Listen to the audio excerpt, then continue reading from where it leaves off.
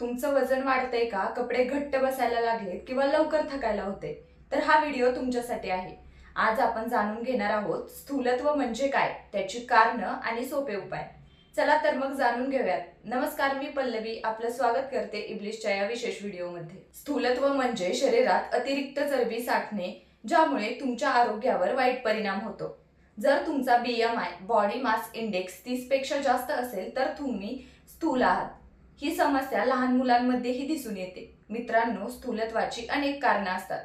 चुकीचा आहार, fast food, साखर आणि तळलेले पदार्थ जास्त खाणं, व्यायामाचा अभाव, शारीरिक हालचाल कमी करणं, मानसिक ताणतणावामुळे भावनिक खाण्याची सवय, अनुवंशिकता, कुटुंबात स्थूलत्वाचा इतिहास असेल तर धोका वाढतो। वाढलेलं वजन केवळ दिसण्यातच अडचण करत नाही तर आरोग्यासाठीही धोकादायक ठरतं। त्यामुळे हृदयरोग, मधुमेह, उच्च रक्तदाब, सांधेदुखी, निद्रानाश यांसारखे गंभीर आजार होऊ शकतात। थोडक्यात स्थूलत्व म्हणजे शरीरासाठी धोक्याची घंटा आहे।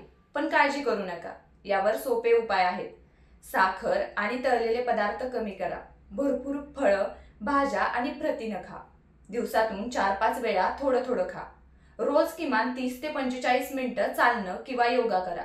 स्ट्रेंथ ट्रेनिंग आणि कार्डिओचा समावेश करा। ध्यान करा, ताण कमी करा, पुरेशी झोप घ्या, डॉक्टर व आहार तज्ञांचा सल्ला घ्या।